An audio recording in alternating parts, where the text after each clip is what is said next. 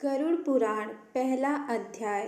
प्राचीन समय की बात है कि नैमिषारण्य क्षेत्र में शौनक आदि ऋषियों ने अनेक महर्षियों के साथ 7,000 वर्ष पर्यंत चलने वाले यज्ञ को प्रारंभ किया था, जिससे उन्हें स्वर्ग की प्राप्ति हो सके। उस क्षेत्र में सूत जी पधारे। तब ऋषियों ने उनका बहुत आदर सत्कार किया, क्योंकि सूत जी पौराणिक कथा कहने में सिद्धहस्त थे और उन्होंने विभिन्न रूपों से अनुभव प्राप्त किया हुआ था। इसीलिए सारे ऋषियों ने उनसे कहा, आप हमें इस संसार, भगवान, यमलोक तथा दूसरे शुभ अशुभ कर्मों के बारे में बताएं, जिससे मनुष्य किस रूप को प्राप्त होता है, इसका ज्ञान हमें देने की कृपा करें। तब सूत जी ने कहा, इस संसार जगत के निर्माता भगवान विष्णु हैं, जल में रहते हैं, इसीलिए उनका नाम नारायण है। वह लक्ष्मी जी के पति हैं।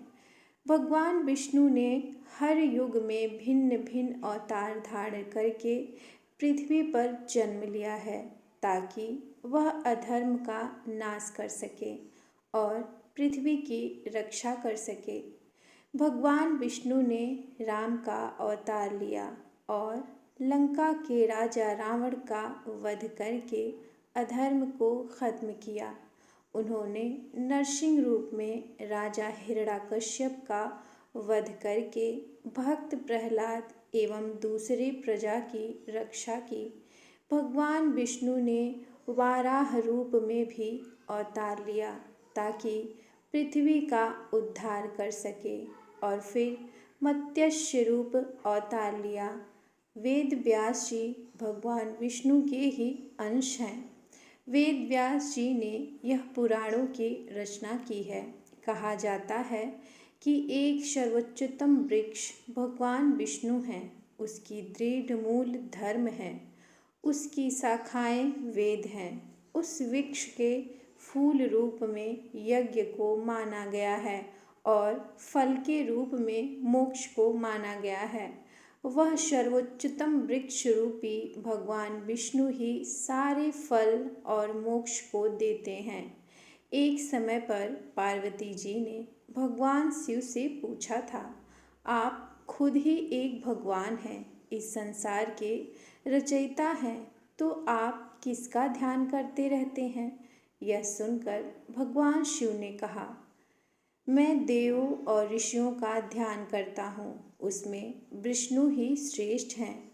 इस संसार में परम ब्रह्मा भगवान नारायण विष्णु हैं और उन्हीं का चिंतन करता हूँ। भगवान विष्णु ही अनेक रूप में अवतार लेने वाले परम ब्रह्मा हैं। भगवान विष्णु ही अनेक रूप में पृथ्वी पर अवतार लेकर अधर्म का नाश करके धर्म की स्थापना करते हैं। इस प्रकार भगवान शिव ने पार्वती जी को भगवान विष्णु की महिमा बताई थी।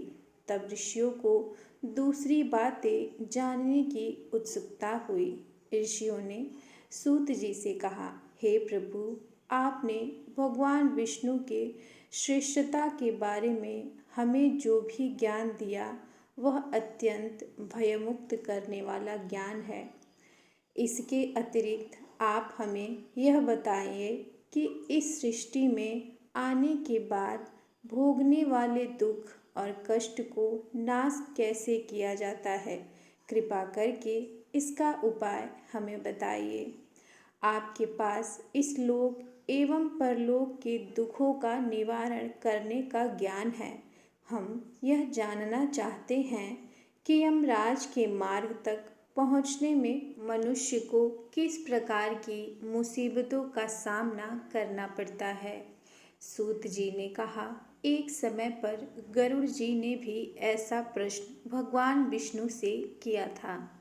उस समय भगवान ने जो भी ज्ञान दिया था, वह ज्ञान मैं आप लोगों को दूंगा। यम का मार्ग बहुत कष्ट वाला है, किंतु आप अगर अपने कल्याण के लिए यह जानना चाहते हैं तो मैं आप लोगों को इसके बारे में बताता हूँ। गरुड़ जी ने जब भगवान विष्णु से पूछा था कि आपके नाम की आराधना करना तो अत्यंत सरल है, आपकी भक्ति करने के उपरांत भी मनुष्य नरक में क्यों जाता है? आपकी भक्ति के भिन्न भिन्न मार्ग और गतियाँ हैं, फिर भी मनुष्य जब आपकी भक्ति से वंचित रह जाता है तो उसे यह दुर्गम मार्ग कैसे मिलता है और इसके कष्ट क्या हो सकते हैं? पाप करने वाले पापियों की किस प्रकार दुर्गति होती है और किस रूप में उनको नरक मिलता है? आप मुझे कृपा करके बताएं।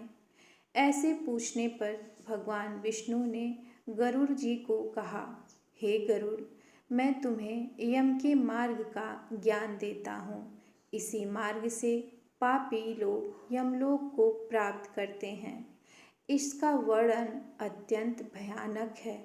जो मनुष्य उग्र स्वभाव के होते हैं, धन और मर्यादा का ज्ञान जिसमें नहीं है, जिनको संसार में मोह माया है, वो मनुष्य अपवित्र होते हैं और वही नरक लोक में जाते हैं।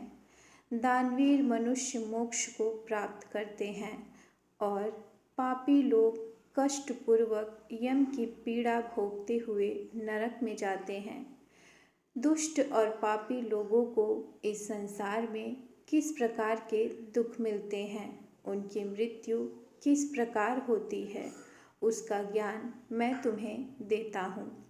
इस संसार में जब मनुष्य जन्म लेता है तब वह अपने पूर्व जन्म के कर्मों के हिसाब से इस जन्म में शुभ अशुभ फल भोगता है।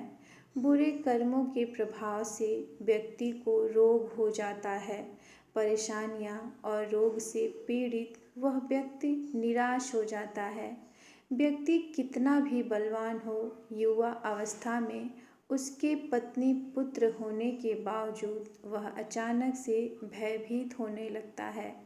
काल उसको घेर लेता है। वृद्धा अवस्था में व्यक्ति को मृतक के समान रहना पड़ता है। घर के लोगों द्वारा अपमानित होता है और अपमानजनक आहार लेता है। आहार लेने की शक्ति कम हो जाती है और इसकी वजह से चलने फिरने की शक्ति भी कम हो जाती है। कफ के कारण स्वर्ण नलियाँ चल नहीं पाती, स्वास्थ्य बिगड़ने लगता है, खटिया पे पड़ा रहता है, मृत्यु के निकट आ जाता है। मृत्यु के निकट आने पर देवता जैसे मनुष्य की दृष्टि भी दिव्य हो जाती है। मरते समय पापी के पांचों तत्व अपने स्थान छोड़ देते हैं और उसका एक क्षण भी मुश्किल से बीतता है। मनुष्य को इतनी पीड़ा होती है जितनी बिच्छू के काटने से होती है। यमदूत के भय से उसके मुंह से जाग और लार गिरने लगती है। ऐसे ही पापियों के प्राण जब निकलते हैं तब उनको यमदूत मिलते हैं। यमदूत के लाल नेत्र होते हैं और मुख भयानक होता है। उस समय यमदूत अत्यंत क्रोधित होते हैं और उनके हाथ में पास और दंड होता है और वह दांत को पीसते हैं। उनके मुख काले और नख विशाल होते हैं। उनको देखकर प्राणी भयभीत होकर मलमूत्र का त्याग करने लगता है। ऐसी अवस्था में जीव शरीर से निकल जाती है और मोह में अपने घर को देखता है और उसी समय यमदूत उसे पकड़ लेते हैं। यमदूत उसे गले में रस्सी बांधकर ऐसे ले जाते हैं जैसे गुनहगार को सिपाही राजा के पास ले जाते हैं। वे यमदूत मनुष्य को मार्ग में नरक के भयानक दुख और तकलीफ़ों के बारे में बताते हैं और धमकियां भी देते हैं। यमदूतों की ऐसी कठोर वाणी को सुनता है और तड़पता है। भय से तड़पता वह मनुष्य अपने पापों को याद करते हुए उस मार्ग से जाता है। कुत्ते मार्ग में उसे काटते हैं।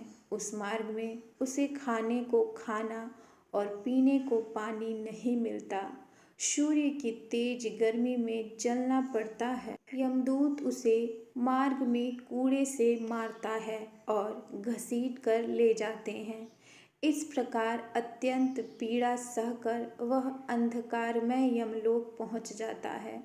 वहां उसे उसके पापों का फल मिलता है। यमराज उसे घोर नरक की यातना देकर फिर से मनुष्य लोक में भेजते हैं। अपने पुत्रों द्वारा दिए गए पिंड और दान को वह जीव खाता है, पर फिर भी पापी जीव होने के कारण उसकी तृप्ति नहीं होती है। जिस मनुष्य का पिंडदान नहीं होता वह प्रेत योनि में रहकर निर्जन वन में दुखपूर्वक भ्रमण करते हैं। यम की यातना भोग बिना जीव को मनुष्य के रूप में जन्म नहीं मिलता और वह अन्य योनियों में भटकता रहता है। उस पिंड के रोज 4 भाग होते हैं। उसमें से 2 भाग पंचभूतों को, 1 भाग यमदूतों को और 1 भाग उस जीव को खाने को मिलता है। ऐसे 9 दिन तक पिंडदान करते हैं और वे लोग खाते हैं। जब मनुष्य का शरीर जलाते हैं उसके बाद उनके पुत्र जो पिंडदान 9 दिन करते हैं उसे उस जीव को 10वें दिन देह मिलता है। वह जीव को देह आकर यमलोक मार्ग में अपने कर्म पाप भोगना पड़ता है। अब किस तरह से 10 दिनों के पिंड से शरीर बनता है उसे बताता हूँ।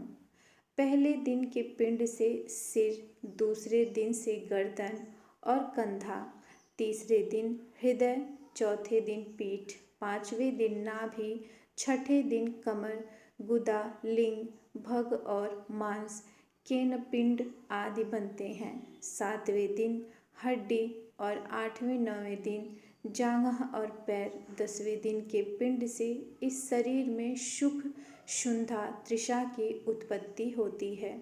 इस तरह पिंड से शरीर उत्पन्न होता है और फिर 11वें और 12वें दिन के श्राद्ध में 2 दिन तक भोजन करता है। 13वें दिन वह जीव यमदूत से बंधा हुआ अकेला संसार में आता है।